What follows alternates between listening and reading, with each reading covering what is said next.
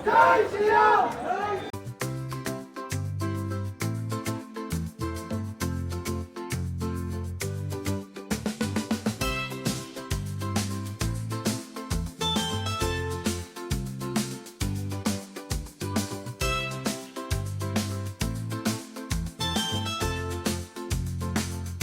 Guys, welcome back to our channel with another video.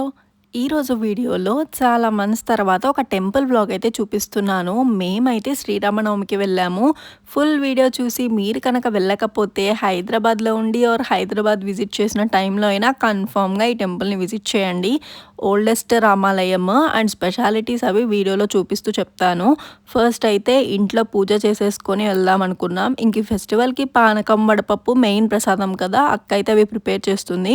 వాళ్ళ first Sri Rama Navami ఇంట్లో పూజ చేసుకొని టెంపుల్కి ప్లాన్ చేశాము. నెక్స్ట్ చలివిడి ప్రిపేర్ చేస్తుంది. మనకి ఆంధ్రాలో అయితే కళ్యాణం అది ఎర్లీగా అవుతుంది, అంటే భద్రాచలంలో స్టార్ట్ అవ్వగానే రిమైనింగ్ టెంపుల్స్లో కూడా చేస్తారు కదా, ఆల్మోస్ట్ 12-1 లోపు అయిపోతుంది ఆఫ్టర్నూన్. ఇక్కడ కళ్యాణం అయితే చాలా లేట్గా చేస్తున్నారు ఎక్కడ చూసినా. ఇంకా టీవీలో అయితే లైవ్ పెట్టుకొని మిగతా పనులు చేస్తున్నాము. ముగ్గు అయితే డైలీ వేస్తుంది, ఫెస్టివల్ కదా, ఇంకా కలర్స్ అవి వేసాము. ఇంకా అక్క కూడా ఫ్రెష్ అయిపోయి దేవుడి గదిలో అంతా రెడీ చేస్తుంది.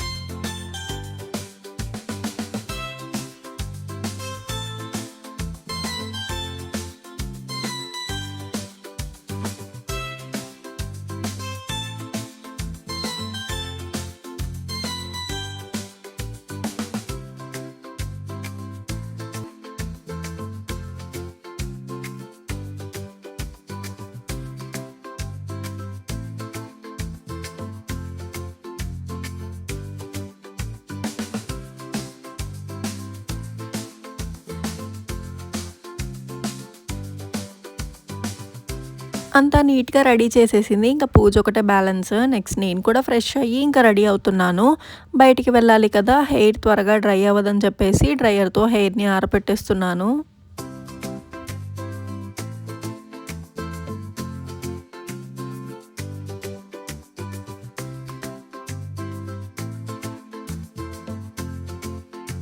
తర్వాత ప్రసాదం అయితే ఇంకా బౌల్లో పెట్టి పానకంలో లాస్ట్గా మిరియాల పొడి, ఇలాచీ అయితే యాడ్ చేసి కలుపుతుంది. అంతలోపు బావ ప్యారలల్గా దీపారాధన చేస్తున్నారు.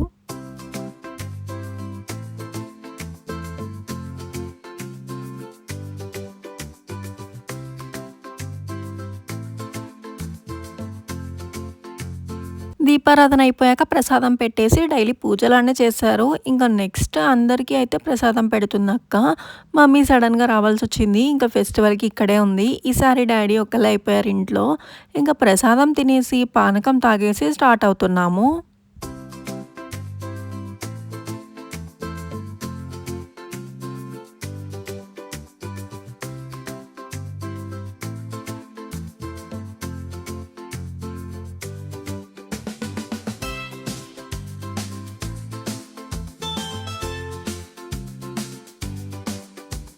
కిందకి వచ్చేసాము. ఇంకా నేను నార్మల్గా ఎప్పుడైనా వీడియో తీస్తూ మా అక్కకి వీడియో చూపిస్తుంటే ఎన్నిసార్లైనా హాయే చెప్తుంది. ఇంకా ముందు రోజు ఏమనుకున్నామంటే ఎర్లీగా 7 or 8కి స్టార్ట్ అవుదాము, సమ్మర్ కూడా స్టార్ట్ అయింది, ఇబ్బంది లేకుండా అవుతుందని. కానీ ఇప్పుడు పూజ చేసి రెడీ అయ్యేసరికి 11 అయ్యింది. లేట్ అయినా వెళ్ళాల్సిందే అనుకున్నాము. మేము 4 మెంబర్స్ కదా అని క్యాబ్ బుక్ చేసుకున్నాము. క్యాబ్ కోసం వెయిట్ చేసి వచ్చాకైతే స్టార్ట్ అయ్యాము. ఈ ఏరియాలో కూడా కళ్యాణం చేస్తున్నారు. రోడ్స్ మధ్యలో అయితే లైన్గా ఆరెంజ్ ఫ్లాగ్స్ అయితే కట్టారు. ఇక్కడే కాదు, ప్రతి దగ్గర అలానే ఉన్నాయి. మేమైతే డైరెక్ట్‌గా టెంపుల్ అడ్రెస్ పెట్టుకొని వెళ్తున్నాము. నేను కంప్లీట్ అడ్రెస్ వీడియోలో చెప్తాను అండ్ డిస్క్రిప్షన్‌లో కూడా మెన్షన్ చేస్తాను. మేమైతే ఇంత క్రౌడ్ ఉంటుందని అస్సలు ఎక్స్‌పెక్ట్ చేయలేదు వెళ్ళే వరకు. మాకు కూడా తెలిసింది వీడియోస్ వల్లనే. అప్పుడు చాలా ఖాళీగా అనిపించింది. ఈరోజు కూడా అలానే ఉంటుందేమో అనుకున్నాము. బట్ ఫెస్టివల్ కదా అందరూ వచ్చారు. ఆల్మోస్ట్ ప్రీవియస్ ఇయర్స్‌తో కంపేర్ చేసుకుంటే ఈ ఇయర్ చాలా మందికి తెలిసింది టెంపుల్. సో, తెలియని వాళ్ళ కోసం అయితే ఈ వీడియో తీసి షేర్ చేస్తున్నాను. టెంపుల్ ఏరియాకైతే రీచ్ అయిపోయాము. ఇంకా ముందుకు వెళ్ళాలి నడుచుకుంటూ. ఇంకా ట్రాఫిక్ అవి అవాయిడ్ చేయడానికి బార్కెట్స్ పెట్టి పోలీసులు అయితే ఉన్నారు. ఇంకా లోపలికి వెళ్ళాము. ఇక్కడ ఎవ్రీ ఇయర్ కళ్యాణం అయితే జరుగుతుందంట. ఇంకా టెంపుల్‌లో కాకుండా సపరేట్‌గా ఇలా ప్లేస్ అరేంజ్ చేసి చేస్తున్నారు. అక్కడి నుండి ముందుకు వెళ్తే మనకి ఫస్ట్ ఎంట్రన్స్ అయితే ఉంటుంది. దాని లోపల మళ్ళీ నడిచే వే అయితే ఉంది. ఇంకా స్లిప్పర్స్ అవి అక్కడే వదిలేస్తున్నారు చాలామంది. కానీ ఇంకా లోపలికి వెళ్ళాక కూడా వదలొచ్చు. ఎండ కదా మళ్ళీ ఇబ్బంది పడడం ఎందుకని మేము టెంపుల్ దగ్గరికి వెళ్ళాక వదిలాము. ఆ టైంకి గవర్నర్ వస్తున్నారని చెప్పారు. ఇంకా పక్కన కార్స్‌లో అయితే వెళ్తున్నారు. స్టార్టింగ్ చూపించిన రోడ్ నుండి మళ్ళీ 2 టర్న్స్ అయితే ఉంటాయి. ఇంకా వాటికి తిరిగాక ఇంకొంచెం నడిస్తే సెకండ్ ఎంట్రీ గోపురం కనిపిస్తుంది.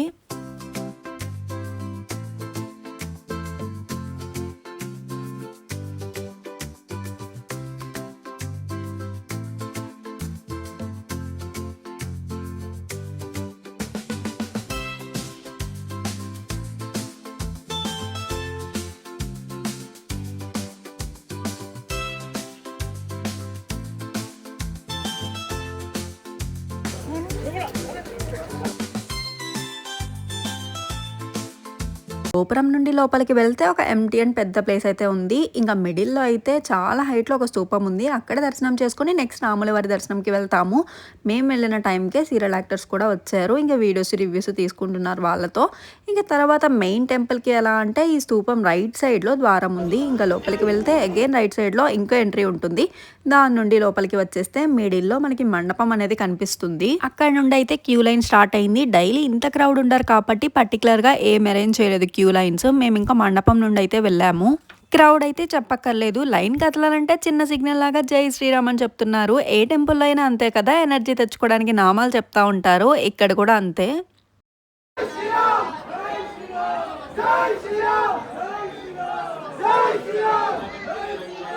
ఇంత జనాల్లో అలానే వెళ్ళాము ఆ రోజైతే. ఇంకో ద్వారం నుండి లోపల కనిపించేది మెయిన్ ద్వారం టెంపుల్‌లోకి. అండ్ ఈ టెంపుల్ హిస్టరీ వచ్చేసి 1820లో రాజస్థాన్‌కి చెందిన పురాన్మాల్ గనేరీవాలా అనే పర్సన్ 25 ఏకర్స్‌లో స్టార్ట్ చేసి 1832లో రాముల వారిని అయితే ప్రతిష్ఠించారంట. ఇంకా లోపల మెయిన్ ఎంట్రన్స్ అయితే బద్రీనాథ్ లుక్‌లా అనిపించింది. నిజాముల కాలంలోనే ఇంత బాగా డిజైన్ చేశారు. టెంపుల్‌తో పాటు విజిటర్స్‌కి స్టే కోసం సత్రాలు అండ్ పూజారులు ఉండడానికి ఇల్లులు కూడా కట్టించారంట.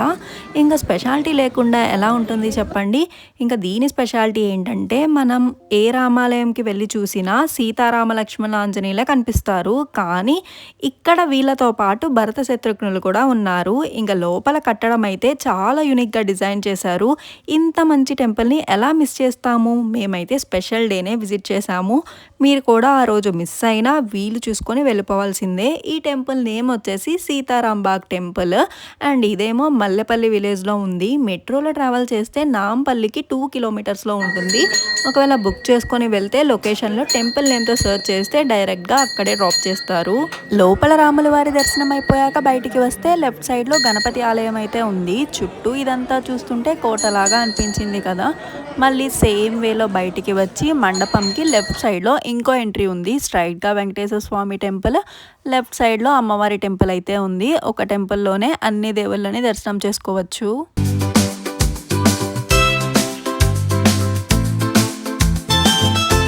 రెండు టెంపుల్స్ని అయితే దర్శనం చేసుకొని మళ్ళీ ఫస్ట్ చూపించిన స్తూపం ఉంది కదా గోపురం దాటాక, ఆ స్తూపం వెనకైతే కోనేరు ఉంది. అప్పట్లోనే ఎంత బాగా కట్టారో కదా. రైట్ సైడ్ క్యూ కనపడుతుంది కదా మీకు, అటు సైడ్ ఆంజనేయ స్వామి టెంపుల్, ఇంకా వేరే టెంపుల్స్ కూడా ఉన్నాయనుకుంటా. కానీ ఈ టైంలో అంత క్రౌడ్లో వెళ్ళలేమని ఆగిపోయాము. ఇంకా గోపురం బయటికి వచ్చేస్తే రైట్ సైడ్లో ఆవులు కూడా ఉన్నాయి. టెంపుల్ ఎప్పటి నుండో కాబట్టి అండ్ డైలీ సేమ్ ఫ్లో ఉండదు కదా, ఇంకా ఎక్కువ మెయింటెనెన్స్ చేయట్లేదు అనిపించింది. అండ్ అలానే ఎప్పటి నుండో ఉన్న టెంపుల్ అని ఆ ఫీల్ రావడానికైనా అలానే ఉంచేసారేమో అని కూడా అనిపించింది మేబీ. ఇంకా మాకైతే 1 అవర్ పట్టింది దర్శనంకి. ఇంకా నార్మల్ డేస్లో అయితే ప్రశాంతంగా అండ్ త్వరగా అయిపోతుంది. ఇప్పుడు రిటర్న్ అయ్యి టెంపుల్ స్టార్టింగ్లో కళ్యాణం జరుగుతున్న ప్లేస్ అయితే చూపించాను కదా, అక్కడికైతే వెళ్తున్నాము. మేము వెళ్ళేసరికి కళ్యాణం అయిపోయింది. ఇంకా పక్కనే డ్యాన్స్ ప్రోగ్రామ్ అది చేస్తున్నారు.